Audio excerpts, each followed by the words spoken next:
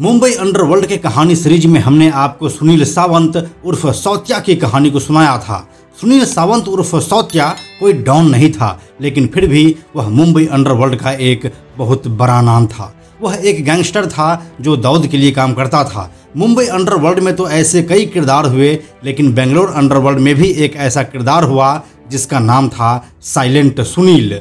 इन दोनों में फ़र्क बस यही था कि सौत्या सिर्फ एक आदमी यानी कि दाऊद के लिए काम कर रहा था और सुनील हर उस शख्स के लिए जो उसे मोटी रकम देता था।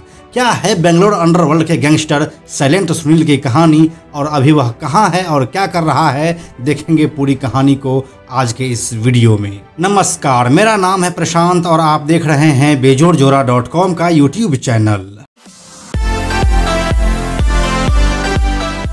70 के दशक में शुरू हुआ बेंगलोर अंडरवर्ल्ड 90 के दशक तक आते आते काफी बदल चुका था। यह भी अब कुछ वैसा ही ऑपरेट होने लगा था जैसा कि मुंबई अंडरवर्ल्ड हो रहा था।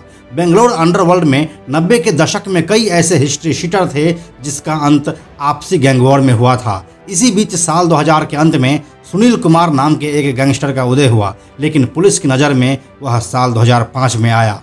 सुनील कुमार कई सालों तक पुलिस की नज़रों से दूर रहा। इसके पीछे का कारण था उसका शांति के साथ वारदात को अंजाम देना और चुपचाप अंडरग्राउंड हो जाना। उसे नेम और फेम से कोई मतलब नहीं था। सुनील कुमार एक कॉन्ट्रैक्ट किलर था जो बेंगलोर अंडरवर्ल्ड में खासा एक्टिव था।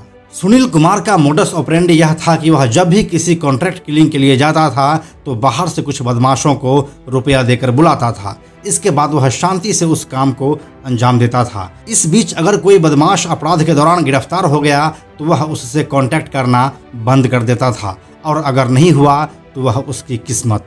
मजे की बात तो यह है कि सुनील जिन बदमाशों को हायर करता था उससे एक दूसरे का किसी भी तरह का जान पहचान नहीं होता था, और तो और सुनील एक ही बदमाश को दोबारा हायर भी नहीं करता था। वह अपने असाइनमेंट को इतनी सफाई से अंजाम देता था कि पुलिस के लिए कोई सुराग नहीं छूटता था। बेंगलोर अंडरवर्ल्ड का हर एक शख्स सुनील कुमार से काम ले रहा था। इस तरह से सुनील कुमार अंडरवर्ल्ड के अंदर अपना खुद का एक अंडरवर्ल्ड चला रहा था। गैंगस्टर सुनील कुमार के यही काम करने का तरीका उसे साइलेंट सुनील का निकनेम दिया और वह इसी नाम से अब भी जाना जाता है। लेकिन ये अंडरवर्ल्ड है जनाब, यहाँ ना तो किसी से दोस्ती रहती है और ना ही दुश्मनी।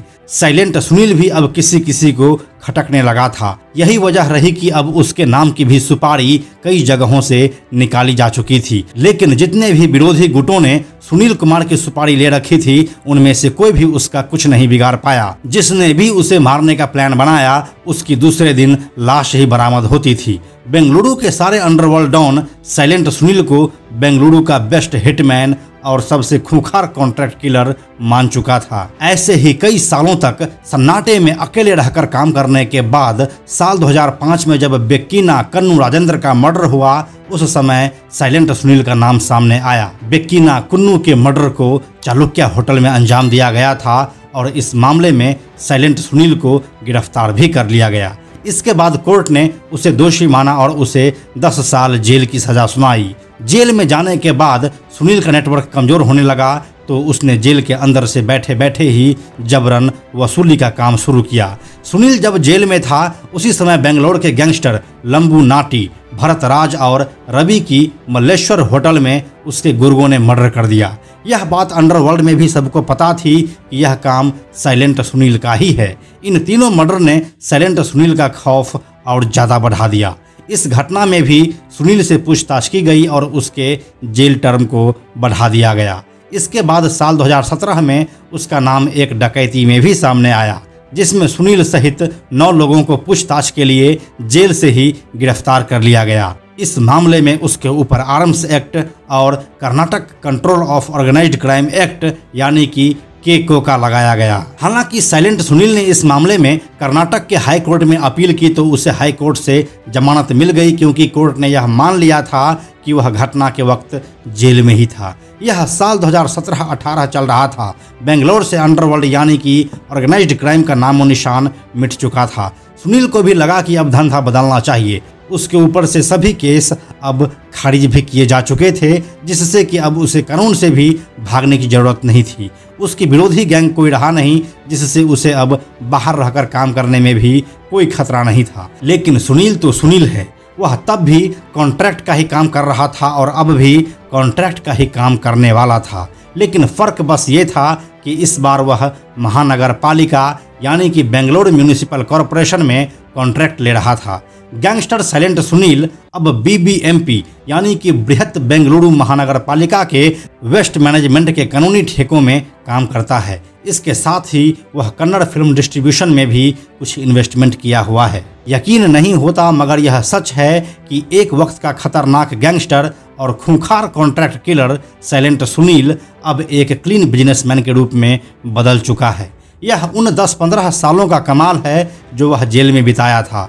हमने आपको अब तक कितने ही गैंगस्टर्स की कहानी को सुना दिया है, लेकिन किसी गैंगस्टर का अंत ऐसा होता है यह पहले कभी नहीं देखा। ऐसा ही एक और गैंगस्टर है बेंगलोर अंडरवर्ल्ड से ही, उसका नाम है अग्नि श्रीधर। हम जब आपको उसकी कहानी सुनाएंगे तब वह और ज़्यादा रोमांचक होने वाला है। एक गैंगस्टर जो बाद में आकर एक साफ सुथरा बिजनेसमैन बन गया। अगर आपने पहले कभी ऐसा मिसाल देखा है तो हमें कमेंट करके जरूर लिखिए, हमें आपके कमेंट का इंतजार रहता है। और बेंगलोर अंडरवर्ल्ड के आगे की वीडियो को देखने के लिए आप हमारे साथ बने रहिए। अंत में एक और ज़रूरी बात, हमने बेजोड़ जोड़ा का एक टेलीग्राम चैनल भी बनाया है जहां आपको हमारे सारे वीडियोस के लिंक सबसे पहले मिल जाएंगे। इसलिए आप लोग टेलीग्राम पर भी हमसे जुड़ें। टेलीग्राम पर हमसे जुड़ने के लिए सिंपली आप टेलीग्राम ऐप के सर्च में जाकर बेजोड़ जोड़ा लिखिए और चैनल पर जाकर ज्वाइन बटन क्लिक कर दीजिए, आप हमसे जुड़ जाएंगे।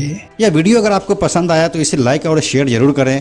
आने वाले वीडियोज़ के लिए बेजोड़ जोड़ा को सब्सक्राइब करके बेल आइकन को टच करना ना भूलें। Thank you so much.